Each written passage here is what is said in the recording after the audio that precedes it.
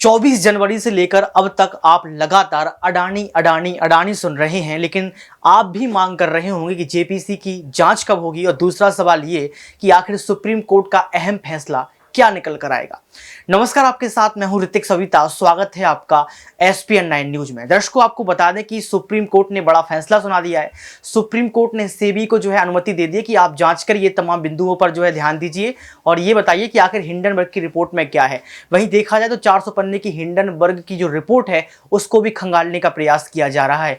वहीं समिति बनाई गई है, जिस समिति में केबी कामत, नंदन नीलेकणी और तमाम लोगों को शामिल किया गया है, जो कहीं ना कहीं इस फैसले में शामिल होंगे। अभय मनोहर इस्परे को भी यहाँ पर शामिल किया गया है। इसके साथ साथ देखा जाए तो केबी कामत को शामिल किया गया है, ओपी भट्ट को शामिल किया गया है, जस्टिस जेपी देवधर को भी शामिल किया गया है। इसके साथ साथ सोम शेखरन को भी शामिल किया गया। ये ऐसे चेहरे हैं जो कहीं ना कहीं अपने क्षेत्र में एक्सपर्ट कहे जाते हैं। एक्सपर्ट को शामिल किया गया, लेकिन एक कयास, एक प्रश्न चिन्ह खड़ा हो रहा है कि जो केबी कामत हैं या फिर नंदन नीलेकणी हैं, ये कहीं ना कहीं मोदी के समर्थक हैं, यानी कि मोदी के साथ नजर आए हैं। क्योंकि आधार कार्ड की शुरुआत किसने की? नंदन नीलेकणी। आपको पता है आईसीआईसीआई बैंक के जो अध्यक्ष की बात कर लिया तो उनको आगे रखा गया है, केबी कामत को। तो कहीं ना कहीं देखा जाए तो ये प्रश्न चिन्ह खड़ा हो रहा है। हालांकि ये सवाल बिल्कुल भी नहीं किया जा रहा है कि सुप्रीम कोर्ट गलत फैसला सुनाया है। यह सवाल बिल्कुल भी खड़ा नहीं किया जा रहा है कि केबी कामत या नंदन नीलेकणी कुछ धांधली करेंगी। सिर्फ कयास लगाया जा रहा है।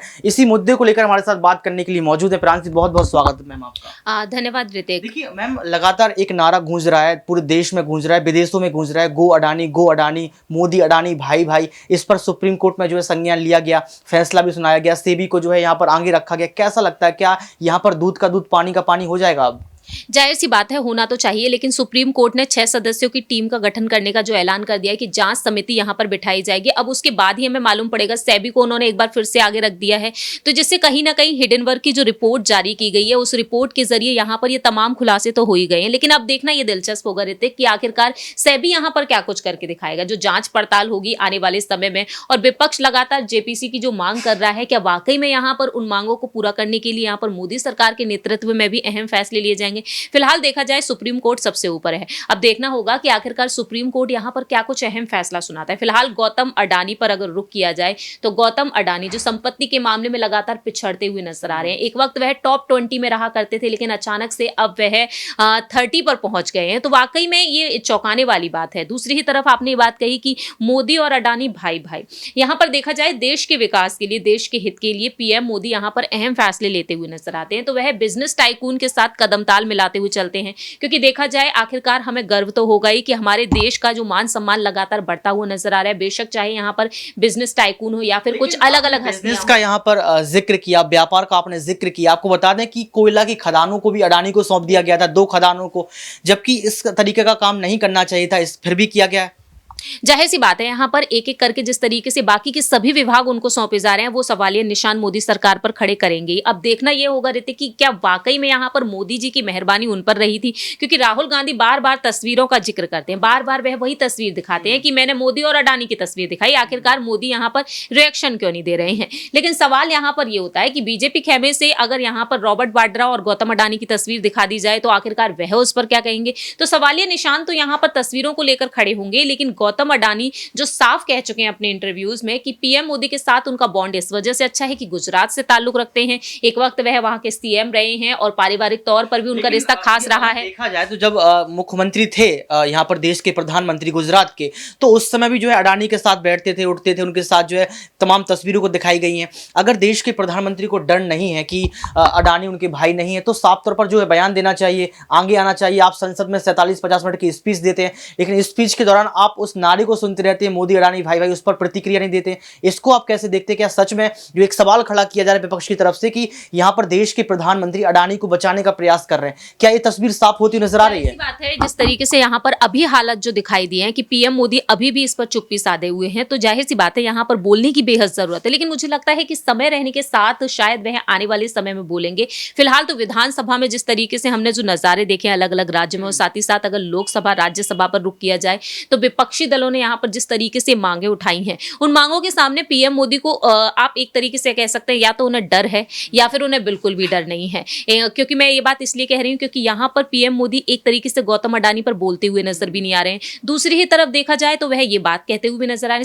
सिर्फ एक ही शख्स ने, एक ही नेता ने यहाँ पर पूरे विपक्षी दल की नींदें उड़ा रखी हैं और पीएम मोदी वो एक बड़े शख्स हैं, एक वरिष्ठ नेता हैं, तो जाहिर सी बात है अब उनको हटाने के लिए, हराने के लिए यहाँ पर विपक्ष महागठबंधन की तैयारी लगता है कि देश के प्रधानमंत्री अपना काम ठीक कर रहे हैं, जो सवाल विपक्ष यहाँ पर खड़े कर रहा है वो गलत है? देखिए, इस पर हम कोई टिप्पणी नहीं कर सकते रहते कि देश के प्रधानमंत्री वाकई में सारे काम ठीक ही कर रहे हैं। कहीं ना कहीं गलतियां और चूक हर एक इंसान से होती हैं, तो कहीं ना कहीं पीएम मोदी से भी यहाँ पर कई चूक हुई होंगी, लेकिन यहाँ पर वो सवालिया निशान हम खड़े नहीं कर सकते हैं। विपक्षी दल यहाँ पर जाहिर सी बात है अपने सवालों को जरूर यहाँ पर खड़े करते हुए नजर आएंगे। जिस तरीके से मल्लिकार्जुन खड़गे हैं, राहुल गांधी हैं, मतलब पूरी की पूरी कांग्रेस पार्टी इस वक्त उतरी हुई है। गौतम अडानी को लेकर लगातार उनसे सवाल पूछे जा रहे हैं। कांग्रेस की तरफ रुख किया जाए तो आए दिन गौतम अडानी को लेकर बातें रखी जा रही है। मेघालय की राजधानी शिलोंग पहुंचे थे राहुल गांधी, वहां पर उन्हें चुनावी प्रचार करना था, लेकिन वहां पर भी उन्होंने उस तस्वीर का जिक्र किया कि गौतम अडानी और पीएम मोदी की मैंने तस्वीर दिखाई थी। अलग अलग स्टेट में जब वह दौरा कर रहे हैं तो बार बार वह अडानी का मुद्दा ही उठा रहे हैं। आखिरकार यहां पर विधानसभा चुनाव का क्या, तो उसको लेकर भी सवाल यहां पर खड़े होते हैं। मोदी जी की सिर्फ एक खास बात रहती है कि जब वह बोलते हैं, जनसभा को संबोधित करते हैं, तभी सारे मुद्दों को रखते हैं, लेकिन जो बयानबाजी अभी चल रही है उन बयानबाजियों से हटकर सिर्फ और सिर्फ वह अपने काम पर ध्यान दे रहे हैं। एक सवाल यहाँ पर और उठ रहा है कि विपक्ष एक ही मांग कर रहा है, विपक्ष के साथ साथ जनता, हमारे दर्शक जो लाइव में जुड़ते हैं वो भी यही बात करते हैं कि जेपीसी की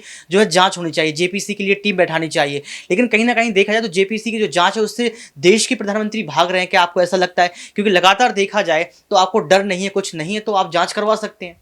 जाहिर सी बात है, अगर जांच वाली बात है, अगर पीएम मोदी को जरा सा भी डर नहीं है तो जाहिर सी बात है वह आगे बढ़कर खुद ये बातें कह सकते हैं। लेकिन कहीं ना कहीं कोई तो ऐसी इसमें बात छिपी होगी जिसके चलते बीजेपी कहीं ना कहीं पीछे हटती हुई नजर आ रही है। फिलहाल देखा जाए जांच कमेटी की जो यहाँ पर सदस्यों को अब नामित कर दिया गया, 6 सदस्य यहाँ पर अब जांच यहाँ पर करते हुए नजर आएंगे, तो उसका स्वागत गौतम अडानी ने साफ तौर पर किया है। तो गौतम अडानी को लेकर यहाँ पर अगर बात की जाए, गौतम अडानी को बिल्कुल भी डर नहीं लग रहा है। लेकिन वाकई में यहाँ पर यह सवाल उठना लाजमी है कि आखिरकार पीएम मोदी को क्या वाकई में किसी बात का डर है या फिर नहीं। तो वही दो ही बातें हो सकती हैं कि या तो डर है या फिर बिल्कुल भी उन्हें डर नहीं। सवाल यहाँ पर ये उठ रहा है कि जो अभी समिति जो है गठित की गई, जिसमें केवी कामत का नाम है, जिसमें नंदन का नाम है, तो इन पर सवाल खड़े किए जा रहे हैं। इन पर सवाल ये खड़ा किया जा रहा है कि ये भी कहीं ना कहीं मोदी के समर्थक है, मिले हुए हैं। तो ये सिर्फ कयास है या फिर सच में ये इस पर जो है सवाल खड़े होते हैं? क्योंकि सुप्रीम कोर्ट का फैसला है, सुप्रीम कोर्ट पर सवाल खड़े करना क्या ठीक है? देखिए, सुप्रीम कोर्ट पर अगर बात की जाए, सबसे बड़ा एग्जाम्पल इस वक्त महाराष्ट्र की सियासत है। चुनाव आयोग ने यहाँ पर जो फैसला सुनाया एकनाथ शिंदे के समर्थन में, तो शिंदे गुट को यहाँ पर शिवसेना पार्टी का नाम और चुनाव चिन्ह मिल गया। तो सुप्रीम कोर्ट की तरफ रुख किया है उद्धव ठाकरे ने। अब उद्धव ठाकरे को कहीं ना कहीं ये उम्मीद है कि सुप्रीम कोर्ट यहाँ पर जो फैसला सुनाएगा वो उनके पक्ष में होगा। जब वह चुनाव आयोग पर यहाँ पर आरोप लगा सकते हैं तो भला सुप्रीम कोर्ट को यहाँ पर कोई क्या छोड़ देगा। तो आने वाले वक्त में यहाँ पर देखा जाए, बीजेपी पर यह आरोप लगातार लगा हुआ है कि सीबीआई और चाहे यहाँ पर ईडी हो, जो जांच एजेंसियां हैं, वो जांच एजेंसियां यहाँ पर सरकार के नेतृत्व में काम करें। चुनाव आयोग के लिए भी यहाँ पर यही बातें कही गई हैं महाराष्ट्र में। तो ऐसे में देखा जाए, सुप्रीम कोर्ट अब यहाँ पर जो फैसला सुनाएगा, जाहिर सी बात है वो अपना निष्पक्ष फैसला सुनाते हैं, किसी के पक्ष में नहीं सुनाते हैं, हालातों को देखते हुए अपना फैसला सुनाते हैं। तो जो सवालिया निशान जो खड़े हो रहे हैं वो बार बार यही खड़े हो रहे हैं कि आखिरकार जांच समिति में जिन्हें आगे किया गया है वो कहीं ना कहीं मोदी सरकार के, पीएम मोदी के करीबी हैं। इस वजह से सवाल खड़े हो रहे हैं। अब वक्त के साथ साथ पता चलेगा कि आखिरकार जांच समिति में यहाँ पर वो किस तरीके की जांच पड़ताल करेंगे, जिससे कि यहाँ पर सभी को ये तसल्ली होगी कि यहाँ पर कोई पक्षपात नहीं किया जा रहा है। बहुत बहुत धन्यवाद। देखिए, अगर देखा जाए यहाँ पर तो प्रांशु मैम ने जो आपको बताया वो हकीकत है, लेकिन सबसे बड़ा सवाल ये है कि गौतम अडानी जो चुप्पी साधे हुए थे वो कल ट्वीट करते हैं, कल बात करते हैं कि सत्य की जीत होगी। लेकिन देखना ये होगा कि सत्य जीतता है या फिर असत्य, क्योंकि लगातार देखा जाए तो गौतम अडानी ने कल ट्वीट किया, उसके पहले कोई यहाँ पर बयानबाजी नहीं की। निवेशकों का पैसा कैसे लौटाएंगे इस पर भी चर्चा नहीं की, और आपको बता दें कि इस पर भी बात नहीं की कि सच में देश के प्रधानमंत्री उनका साथ दे रहे हैं। क्योंकि लगातार देखा जाए तो विपक्ष एक के बाद एक बड़ा खुलासा कर रहा है। तमाम रिपोर्ट्स में जो है यहाँ पर खुलासे होते हुए नजर आ रहे हैं। फोर्ब्स की रिपोर्ट की बात कर लो, लेकिन सुप्रीम कोर्ट में जो एक अहम फैसला पहुंचा है, सबकी निगाहें सुप्रीम कोर्ट पर टिकी हुई हैं। अब देखना यह होगा कि अंतिम फैसला क्या होगा और निवेशकों का भरोसा अडानी फिर से कैसे जीत पाएंगे। आज के इस खास प्रोग्राम में बस इतना ही। देखते रहिए SVN9 न्यूज।